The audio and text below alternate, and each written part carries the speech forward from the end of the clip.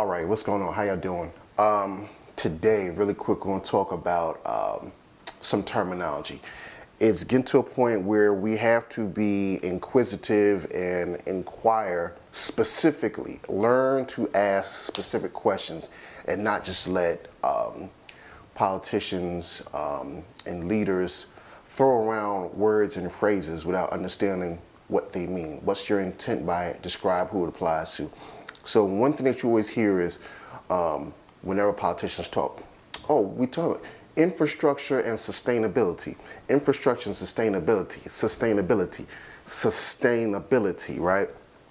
So I was sitting there, I was thinking like, okay, I keep hearing sustainability in everything that we, in everything that we do. For the future, how is it going to be sustaining? The sustainability of this and the sustainability of that. And then you have to ask yourself, okay, well, how will I define sustainability? What is it to me? So, I'm putting out my notes. And it says sustainability is the ability to maintain function and output at the same level of quality over a protracted period of time. That's my definition. The ability to maintain function and output at the same level of quality over a protracted period of time. So that's sustainability to me, right? And that's of a resource, a service, whatever the case may be. But now I'm asking, well, sustainable for who? Who's going to have access to these resources that we're trying to sustain? So then you think about it. You think about the bank. We as blacks are not at the head of the major sectors and industries that comprise America. This great empire, we are not at the head. We are not at the seats of them. All right, we are not in powered positions for that. Whether you're talking about banking and finance, real estate, forestry, aeronautics, the digital tech world, Silicon Valley, we know is it's a white male club. Agriculture, horticulture, coal, oil, natural gas, biotech, healthcare, we are not represented there in significant numbers at all. Barely trying to get out from the door. It may have one individual that has a position, and that's it. So we look at those industries and sectors and these different agencies. So industry, sectors, and agencies, we're not represented there. Those are mostly maintained by whites and white males predominantly. We look at the process of gentrification, and we see that through the process of gentrification, we're losing real estate and property all across the country, right? And we're about to have one of the biggest wealth transfers in history, right? So we're not represented in these industry sectors and, and agencies, and we're losing our grip on real estate and property, home ownership, right, and land.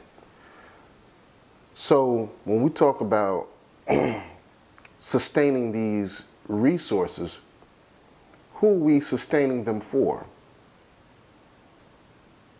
Who are we sustaining these resources for?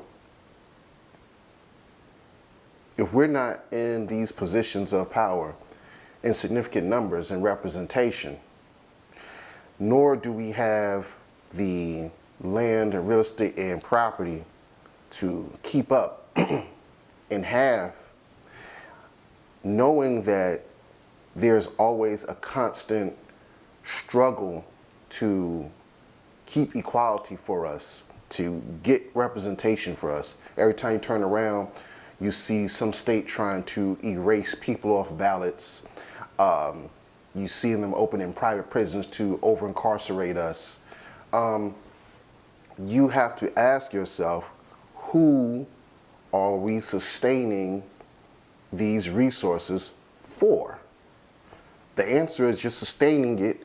The people that are saying we need to sustain all this stuff, They want to sustain it for themselves. So in actuality, in code word, they're saying, we want to sustain for whites. We are sustaining white power. That's what it's basically saying. If you follow the logic tree, they're saying it without saying it because they know who's in control of all the industries, agencies, and sectors, administrations and commissions, institutes, all of the different institutions.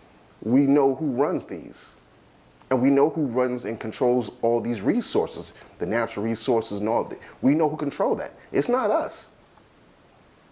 So when they say sustain it, that means sustain it just as is for a protracted period of time for us. So when we start going to these different town hall meetings, city councils, and you're hearing politicians speak, you have urban planning boards and city development meetings, and you start hearing them start mentioning sustainability, that's when you got to start chin checking people. Now we got to start chin checking them. Like, whoa, wait a minute. Sustainability, well, what do you mean? Sustainability for who? Because as it sits, okay, you may have some blacks in the city, but in 2 or 3 years, we're not going to be in the city. We're not going to be in this area. We're getting pushed out religiously. So we can't have the sustainability conversation until we have the conversation in which we establish policies that guarantee equity, equal access to whatever the resources, whatever the goods, whatever the services are. Until we have a conversation about equal access and distribution and equity to resources and services and whatever else you want to sustain, we can't have the sustainability conversation. We need to have conversation on policy that guarantees equity and access to everybody. Then when we have that, let's have the conversation on sustainability. Otherwise, we're falling in a trick bag again. So that's it. Just want to have a conversation with you. I mean, if you think about it, slavery, sustainability, because from the plantations to the prisons, they still sustain that, right? You got incarcerated workforce that's working and they putting out goods, they're putting out products. They have found a way to sustain the Negro in today's society, except being on a plantation field. They're behind prison walls doing work, pumping out goods. So they found a way to sustain the Negro. So just something for y'all to think about, sustainability. All right, peace.